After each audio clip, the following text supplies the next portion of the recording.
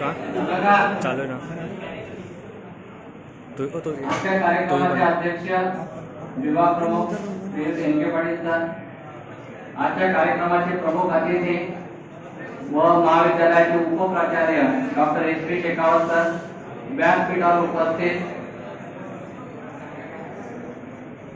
PRO आपल्या महाविद्यालयाचे PRO Shri Krishna Shrivastava sir, doctor P G Damle sir, मेथाचे समन्वयक एम व्ही रावलानी सर, विभागातील माझे सर्व गुरुजन, शिक्षक, शिक्षकेतर प्रतिनिधी, विशेष करून वर्कशॉपचे superintendent A R Bhardwaj sir व त्यांचे सहकारी, सर्व शिक्षक वृंद व माझे लाडके विद्यार्थी विद्यार्थिनी, मित्र मैत्रिणी, 5 सप्टेंबर सर्व शिक्षकांच्या आयुष्यात एक असा अमूल्य दिवस आहे, कारण इतर 364 दिवसांपेक्षा हा वेगळा यासाठी ठरतो की 5 सप्टेंबर डॉक्टर सर्वपल्ली राधाकृष्णन यांचा जन्मदिवस संपूर्ण भारतच नव्हे संपूर्ण जगात आपण शिक्षक दिवस हा साजरा करत असतो। परंतु त्याचं वैशिष्ट्य असं आहे की एक सामान्य शिक्षक देशाच्या उपराष्ट्रपती व सर्वोच्च पद राष्ट्रपती पदापर्यंत पोहोचू शकतो, याचं हे उदाहरण आहे। या आपल्या देशाची संस्कृती दाखवतो की या शिक्षकाला आपल्या देशात किती मोठं महत्त्व आहे। आधीच्या वक्त्यांनी सांगितलं की गुरुचं स्थान, शिक्षकाचं स्थान आपल्या व्यक्तिगत आयुष्यात, समाजाच्या आयुष्यात काय असतं, मी त्यावर प्रकाश झोप न टाकता मी आजच्या विषयावर येतो की शिक्षकाने आई व्हावं। आई आपल्या बाळासाठी, आपल्या मुलासाठी, मुलीसाठी, आपल्या अपत्यासाठी काय करतं त्यापेक्षा काय करत नाही हाच खरा संशोधनाचा विषय आहे। अगदी 1 वर्षाच्या बाळापासून तर 99 वर्ष किंवा 100 वर्ष पूर्ण केलेल्या एखाद्या वृद्ध व्यक्तीला सुद्धा आठवलं की आई, त्याच्या जीवनातील विविध घडामोडी जर त्याला आठवल्या तर प्रत्येक घडामोडीच्या मागे एक अशी अद्भुत शक्ती असते ती म्हणजे आई।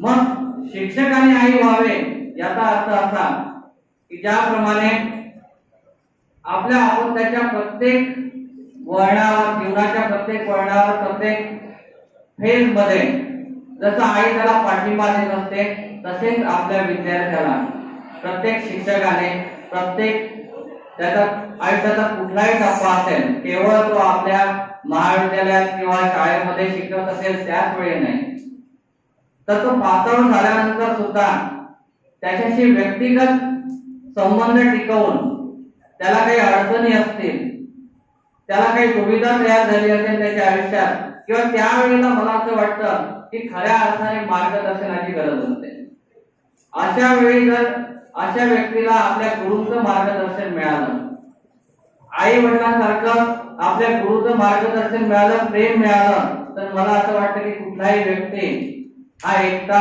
स्वतःला समजणार नाही। शिक्षकाने आई व्हावं ही म्हण साधारणतः 10 वर्षापूर्वी खिरोदा येथील शिक्षणशास्त्र महाविद्यालयात गेलो असता मला आत गेल्याबरोबर माझं निरीक्षण क्षमतेनुसार मला ते दृष्टीस पडलं की त्यावर खूप मोठ्या अक्षरात लिहिलेलं होतं, शिक्षकाने आई व्हावं।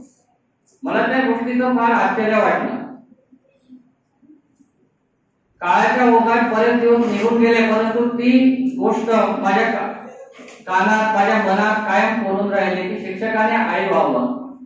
व साधारण 1-1.5 वर्षापूर्वी परभणीचे डॉक्टर मुंडे मला भुसावळला रनिंग केल्यानंतर मॉर्निंग वॉक करत असताना पुन्हा भेटले। ते त्या शिक्षण शास्त्र महाविद्यालयाचे प्राध्यापक आहेत।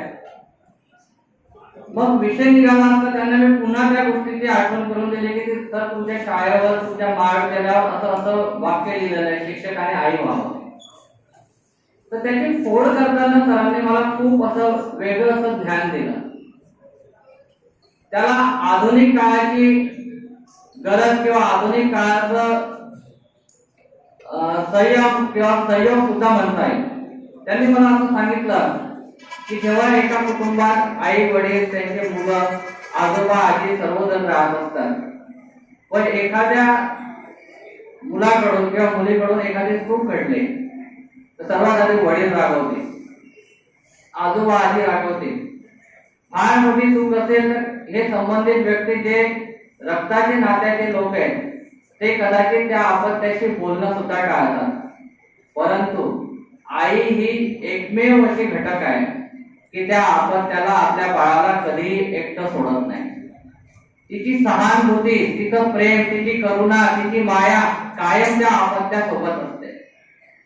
मित्रांनो, ज्या वेळेला आपण शालेय व महाविद्यालयीन शिक्षण पूर्ण करतो व खऱ्या या संसार रूपी जलाशयात प्रवेश करतो त्यावेळेला अशा मायेची, अशा करुणेची, अशा प्रेमाची खरी गरज असते. व मला असं वाटतं की बाहेरच्या जगाने आपल्याला किती टाकीचे घाव दिले, परंतु आपले शिक्षक जर त्यावेळी आपल्या सोबत असले, त्यांचं मार्गदर्शन जर आपल्या सोबत असलं तर आपल्याला कायम आपल्या ज्ञानात वृद्धिंगत होईल व आपली प्रगती कोणीच रोखू शकणार नाही. त्यामुळे आता आधुनिक काळात आपण बघतो की शिक्षकाची जागा काही कम्प्युटर घेत आहेत, काही इंटरनेट वेबसाईट घेत आहेत. परंतु मला असं सांगा की आजपर्यंत कधी ऐकलंय का आपण किंवा आपण कल्पना तरी करू शकतो का किंवा आईचं प्रेम असं ऑनलाईन मिळेल? आईचं प्रेम आपल्याला सरळ इंटरनेट वेबसाईट ओपन केल्यानंतर आईच्या प्रेमाची ऊब आपल्याला मिळेल असं शक्य नाही.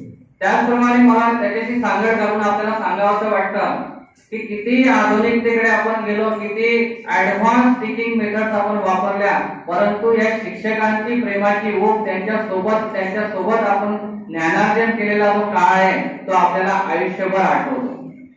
व तो काळ जर आपण व्यवस्थित घालवला तर मला नाही वाटत की तुमची प्रगती पुढे रोखू शकतो. व त्याहीपेक्षा मला महत्वाचं असं वाटतंय की बरेचसे जुन्या काळातील काही शाळा असतील, जसं आमच्या भुसावळमध्ये केदारखेडे विद्यालय आहे. या शाळेचं नाव घेतल्याबरोबर त्या शाळेच्या विद्यार्थ्यांमध्ये एक प्रकारची आत्मविश्वास, एक प्रकारची जागृती, एक प्रकारचा अभिमान त्याच्यामध्ये बघायला मिळतो. त्या काळात असं होतं की संबंधित अशा शाळेचे विद्यार्थी कुठेही भेटले पण नोकरीच्या ठिकाणी जर त्या शाळेचा विद्यार्थी असं म्हटल्यावर त्या विद्यार्थ्यांना नोकरी सहज मिळायची. त्याचप्रमाणे काही शिक्षण शास्त्र महाविद्यालय सुद्धा आहे. मला असं वाटतं की आपल्या या विभागातील सर्व शिक्षकांनी आपल्या या सर्व विद्यार्थ्यांच्या पालकत्व स्वीकारून अशा प्रकारचे आपण विद्यार्थी घडवायला हवे की मेकॅनिकल एसएसबीटी कॉलेजच्या मेकॅनिकलचा विद्यार्थी म्हणजे त्याला हमखास नोकरी, त्याला जे ज्ञान मिळालेलं आहे त्याच्यावर जे संस्कार झालेले आहे, त्या विद्यार्थ्याला जे ज्ञान मिळालेलं या महाविद्यालयात, या विभागात त्याच्यावर जे सुसंस्कार झालेले आहे, तो विद्यार्थी जगात कुठेही गेला, एसएसबीटीचा मेकॅनिकलचा विद्यार्थी, त्याला केवळ त्या नावाखाली नोकरी मिळायला पाहिजे असा ब्रँड व्हॅल्यू आपल्याला तयार करण्याची आता गरज आलेली आहे आणि ती काळाची गरज आहे. परंतु त्यासाठी ज्याप्रमाणे मी शिक्षकांना आवाहन करतो, माझ्या गुरुवर्गांना विनंती करतो, त्याचप्रमाणे मला माझ्या विद्यार्थी मित्र मैत्रिणींकडून सुद्धा खूप साऱ्या सहकार्याची अपेक्षा आहे की आपले शिक्षक वृंद ज्याप्रमाणे आपल्याला मार्गदर्शन करीत असतात, त्यांच्या काही अपेक्षा असतात. आपल्या आई वडिलांनी रागवलं, मारलं प्रसंगी किंवा काही शिक्षा केली तर पुढच्या क्षणी लहान बाळ जसं आपल्या आई वडिलांना बिलगतं, त्यांच्याशिवाय ते राहू शकत नाही. म्हणून केवळ आपले काही शिक्षकांनी आपल्याला रागावलं असेल, काही शिक्षा दिली असेल, त्याचं वाईट न मानता ते केवळ आपल्या चांगल्यासाठी आहे ही सद्बुद्धी आपल्या जवळ ठेवायची व त्यांनी केलेल्या मार्गदर्शनाचा जो त्यांनी मार्ग दाखवलेला आहे त्यावर आपण मार्गक्रमण करायचं आहे. यश तुमचंच आहे. धन्यवाद.